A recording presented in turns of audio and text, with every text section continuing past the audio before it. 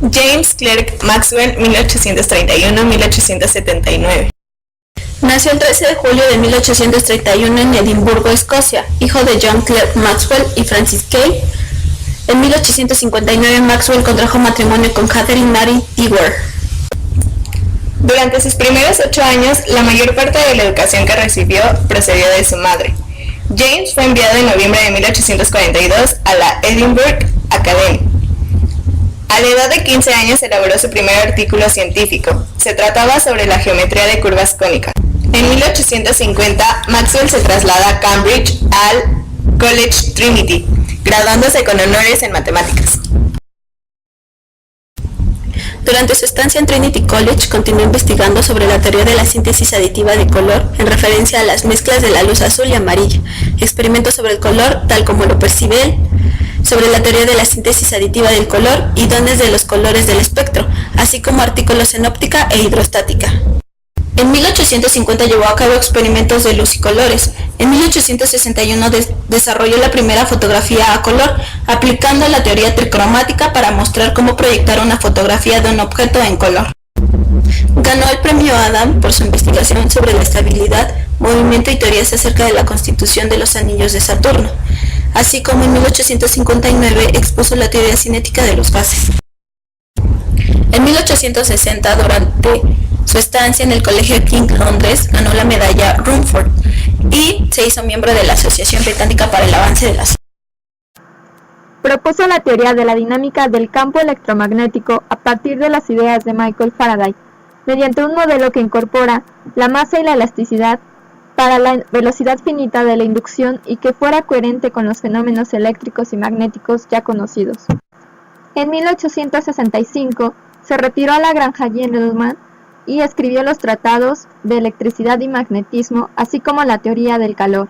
En 1874 comienzan las investigaciones en el laboratorio de Cavendish bajo la dirección de Maxwell, en donde posteriormente realizarían trabajos Watson y Crick, así como Thomson. Las ecuaciones de Maxwell. James Clerk Maxwell descubriría su teoría electromagnética de la luz. Sin embargo, antes de poder leer lo escrito por Faraday para posteriormente refinarlo y pulirlo con sus elegantes matemáticas, Maxwell tuvo que descifrar una pista decisiva. Encontró una velocidad muy significativa relacionada con las fuerzas de la electricidad y del magnetismo. Cada onda tiene una velocidad característica que depende de lo que la hace viajar. Por ejemplo, en aguas profundas, la velocidad de las olas depende de la aceleración de la gravedad y de la longitud de la ola.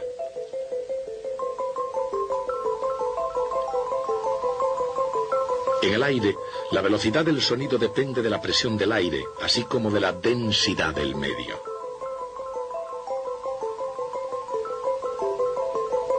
Y para los osciladores conectados, la velocidad viene dada por la constante del muelle, la masa y la distancia entre los osciladores.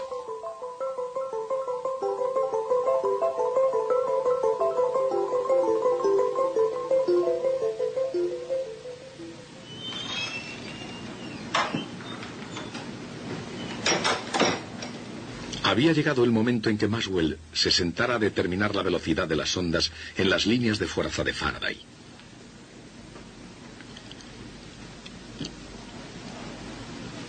Desde la perspectiva matemática de Maxwell, las líneas de Faraday eran una expresión de la naturaleza, 1 dividido por r al cuadrado, de las fuerzas de la gravedad, de la electricidad y del magnetismo. Y al mismo tiempo cada una de ellas tiene una constante específica. Y al caer en unas manos científicas adecuadas, esos hechos llegaron a convertirse en lo siguiente. Puesto que las fuerzas fundamentales de la electricidad y del magnetismo no son independientes, la constante eléctrica K sub E y la magnética K sub M deberían estar relacionadas. Pero la cuestión es, ¿cómo? El cociente K sub E partido por K sub M tiene por unidades metros al cuadrado dividido por segundos al cuadrado. Dicho de otra forma, son las unidades del cuadrado de una velocidad, ¿Pero de qué velocidad? Su cuadrado es 9 por 10 elevado a 16 metros al cuadrado dividido por segundo al cuadrado. Dividan la constante eléctrica entre la constante magnética. Y ahí está, la velocidad de la luz.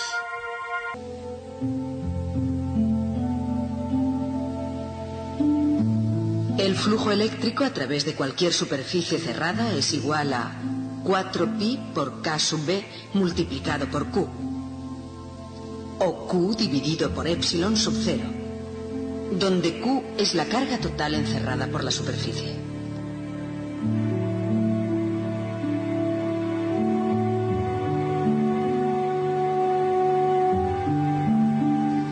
Y el flujo magnético a través de cualquier superficie cerrada es siempre igual a 0.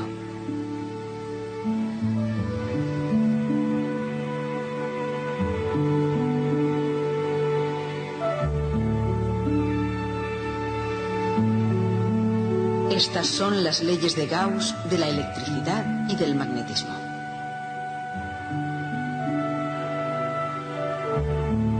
La circulación del campo magnético a lo largo de cualquier trayectoria cerrada es igual a mu sub 0 por la intensidad de la corriente eléctrica que pasa a través de la superficie bordeada por esa trayectoria.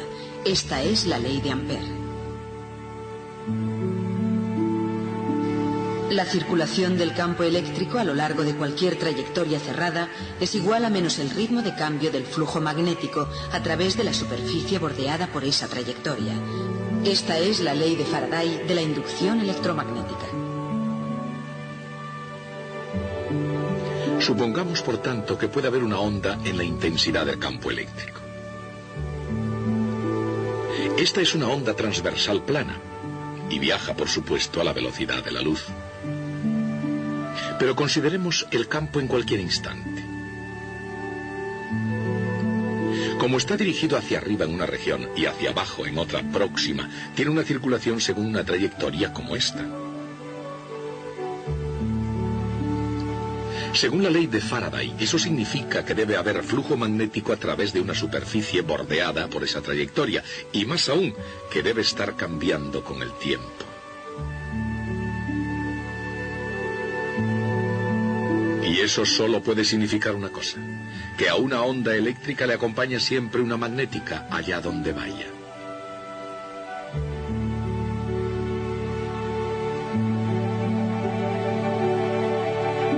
Pero, y aquí está el punto decisivo del problema, a su vez eso significa que en cualquier instante hay una circulación del campo magnético según esta trayectoria.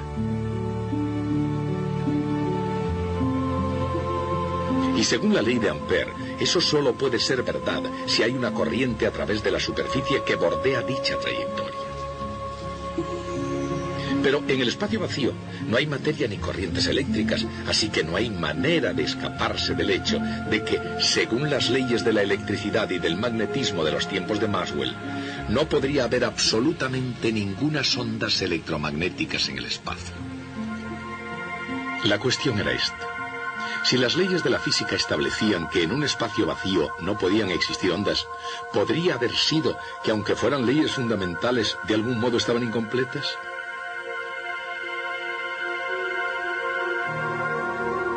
Maxwell se dedicó a examinar las leyes fundamentales de su época y obtuvo un gran triunfo al encontrar la pieza que faltaba. Y lo consiguió observando un aparato sencillo y completamente convencional, un condensador.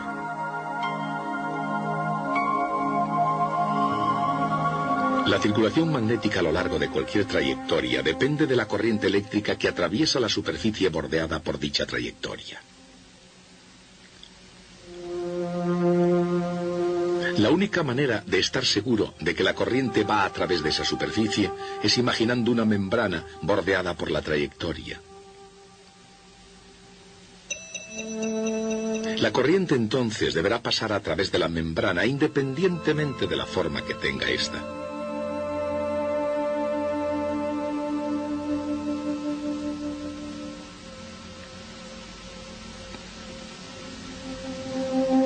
Pero esto ya no es cierto si la corriente va a un condensador. Entonces, aun cuando hay una corriente que circula, no puede haber ninguna a través de la membrana. Si eso es así, ¿a qué es igual la circulación magnética? Buscando una respuesta a esa pregunta, tomó una página del libro de Faraday. Cuando el flujo magnético varía, crea una circulación eléctrica. Y luego, según su costumbre, miró las cosas desde el otro lado. ¿Puede la variación del flujo eléctrico, se preguntaba, crear circulación magnética? La respuesta prometía una solución al problema del condensador.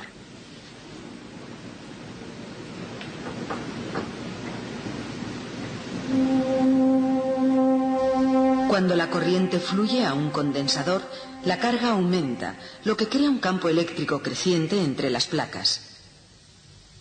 El flujo eléctrico a través de la membrana se puede deducir a partir de la ley de Gauss, imaginando una superficie cerrada.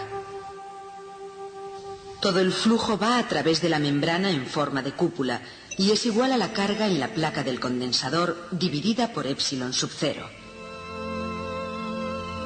El ritmo de cambio del flujo eléctrico se puede hallar diferenciando ambos miembros de la ecuación y viene dada simplemente por la corriente que circula por el hilo. En otras palabras, epsilon sub 0 multiplicado por el ritmo de cambio del flujo eléctrico a través de la membrana con forma de cúpula es lo mismo que la intensidad de la corriente eléctrica a través de la membrana plana.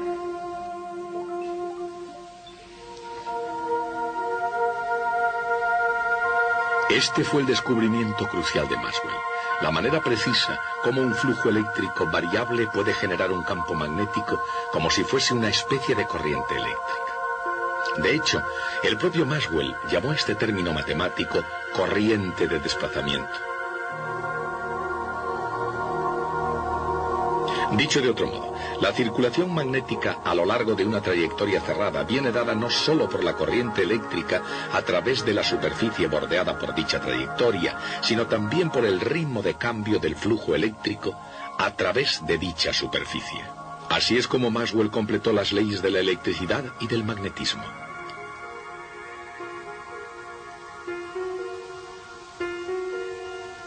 Y con esas leyes Maxwell pudo demostrar que las ondas electromagnéticas de cualquier frecuencia y longitud de onda se propagan en el vacío a la velocidad de la luz.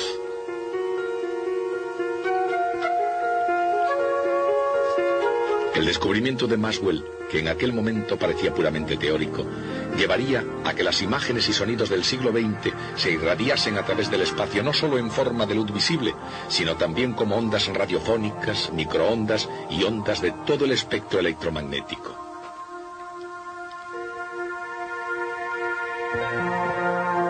Fue un descubrimiento que conduciría lejos, más allá de la Tierra, hasta los más profundos reinos del espacio, donde una onda en la intensidad del campo eléctrico implica la existencia de un flujo magnético variable.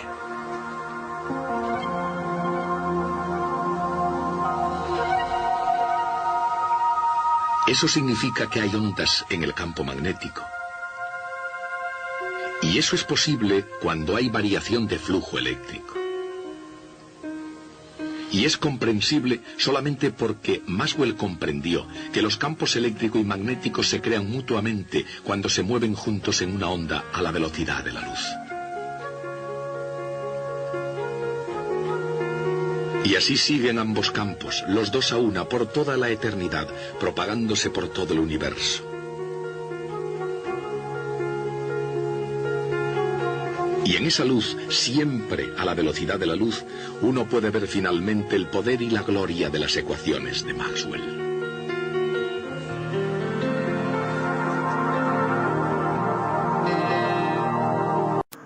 Y el 5 de noviembre de 1879, finalmente muere de cáncer abdominal, no sin antes dejar un gran legado para la ciencia y la humanidad.